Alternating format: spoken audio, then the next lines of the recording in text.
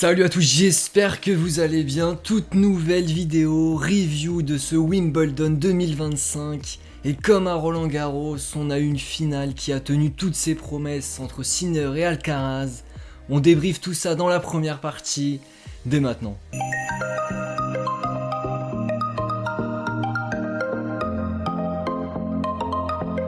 Allez, c'est parti pour la première partie, l'analyse de cette finale. Et on commence par les face-à-face entre les deux joueurs. Donc, gros avantage psychologique pour Alcaraz avant cette finale. Il est resté sur 5 victoires consécutives face à l'Italien. Et en termes de stats général, 9 victoires à 5 pour Alcaraz. Mais Sinner a remporté l'unique confrontation sur gazon à Wimbledon en 2022. Et concernant le temps passé sur les cours, cette fois-ci, léger avantage pour Sinner, 11h45 minutes et 16h31 pour Alcaraz. Donc c'était vraiment très équilibré avant cette finale, même si je voyais quand même l'Espagnol légèrement favori. En tout cas, je sais pas vous, mais la hype était vraiment bien présente de mon côté. Un petit peu à l'image d'un Nadal Djokovic.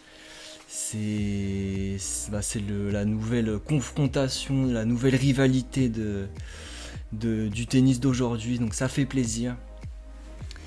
C'est tout pour cette avant-finale, on voit tout de suite qui a gagné. Et c'est donc l'Italien Sinner qui remporte cette finale et qui prend sa revanche sur l'Espagnol après cette terrible défaite à Roland. Donc très très belle réaction de l'Italien. Vraiment une très belle force mentale. Il gagne 4-6, 6-4, 6-4, 6-4. Donc il perd le premier set en ayant eu un break. Il va superbement réagir en remportant les 3 suivants. Très très très costaud vraiment. Et l'Espagnol, pour moi, il a été pénalisé sur son service. Pas assez tranchant à ce niveau-là. Il a fait pas mal de doubles fautes, je crois, ouais, 7. Sinner beaucoup plus agressif, il l'a vraiment bien pris à la gorge. Et tu sentais qu'il avait plus envie dans cette finale. Et ça s'est ressenti sur l'issue de ce match. C'est tout pour cette finale, on passe tout de suite au meilleur match dans ce tournoi.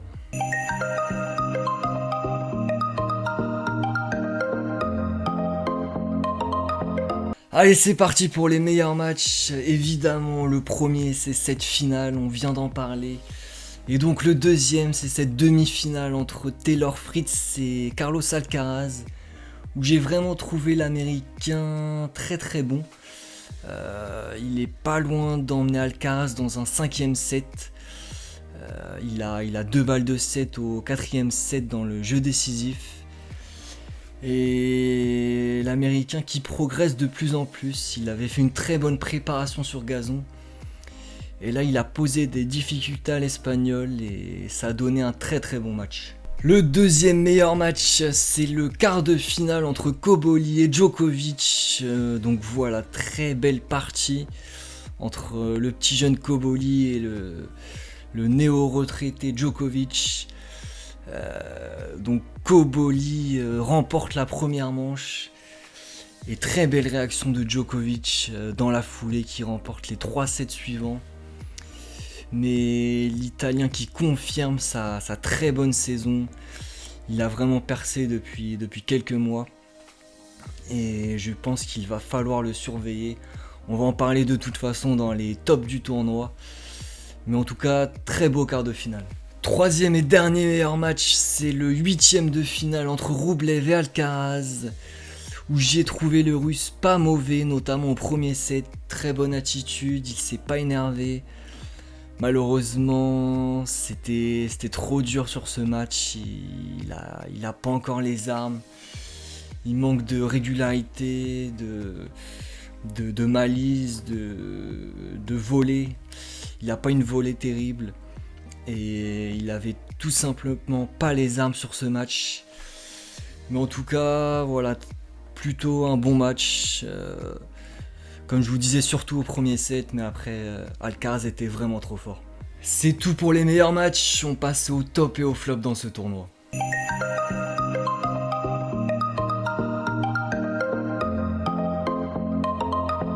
Le premier flop, c'est le Britannique Jack Draper, donc sorti dès le deuxième tour chez lui à Wimbledon par Marin Cilic, 6-4, 6-3, 1-6, 6-4, donc sur un score assez sec en plus. Je m'attendais vraiment à un meilleur tournoi de sa part, je l'avais mis dans les outsiders d'ailleurs. Et au final, il prend la porte dès le deuxième tour, donc c'est très très surprenant. Je pense qu'il avait pas mal de pression, il était énormément attendu sur ce tournoi. Et je pense que ça a dû lui coûter son élimination. Le deuxième flop, c'est le russe Medvedev, donc qui sort lui dès le premier tour contre Benjamin Bonzi. Bon, je l'avais pas mis dans mes outsiders, mais je pensais vraiment pas le voir sortir aussi vite dans ce tournoi. Donc ça va de plus en plus mal pour le russe, j'ai l'impression. En plus, gazon, c'est une surface où il est plutôt à l'aise. Et au final, il se fait sortir dès le premier tour. Il y a la saison sur dur qui va arriver, heureusement pour lui. Mais ouais, très très mauvais tournoi pour le russe. Troisième flop, c'est Zverev, donc évidemment l'Allemand éliminé au premier tour. À l'image de Medvedev, c'est une contre-performance assez incroyable. Même si le Français a très très bien joué Rinderknecht. Je m'y attendais un peu, pareil, je l'avais pas mis dans mes outsiders. Le gazon, c'est vraiment pas une surface qu'il apprécie. Et en plus, il était pas en confiance ces derniers temps. Donc je m'attendais pas à ce qu'il sorte aussi vite, mais pas surpris non plus. Quatrième flop, c'est l'Italien Musetti, donc, qui est éliminé dès le premier tour, pareil, contre Basilashvili, en 4-7. L'Italien, de mémoire, il n'avait pas fait de préparation sur gazon. Il n'avait pas rejoué depuis Roland Garros, c'est sa demi-finale perdue contre Alcaraz. Donc je sais pas s'il était diminué physiquement, il était en demi à Roland Garros. Le gazon, c'est pas sa surface favorite, même s'il restait sur une demi l'année dernière. Donc il va perdre pas mal de points sur ce tournoi. Mais je pense qu'il devrait réagir dans les prochaines semaines. Allez, le dernier flop, c'est le Français Hugo Humbert. Donc pareil, il va perdre pas mal de points. Je crois qu'il avait fait 8ème de finale l'année dernière. Et là, il perd au premier tour contre Gaël Monfils en 5-7, en menant 2-7 à 1. Je pensais vraiment qu'il allait gagner contre Gaël, surtout que le gazon, c'est pas sa surface favorite à Monfils. Et au final, défaite au premier tour. Alors je sais pas s'il est encore gêné par sa main ou pas, mais c'est de plus en plus compliqué pour le Français. Bon, il est pas mauvais sur dur, donc il devrait se rassurer sur les prochains tournois, sur la tournée américaine. Mais évidemment, flop sur ce tournoi.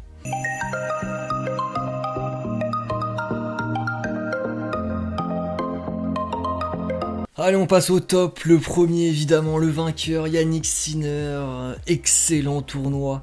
Même s'il a eu un petit accro en quart de finale contre Dimitrov, où il était mené 2-7 à 0, avant que le Bulgare ne se blesse et abandonne. Donc voilà, petit accro en quart de finale. Sinon, tournoi ultra solide. Contre Shelton, très très solide. Contre Djoko en demi, ultra impressionnant.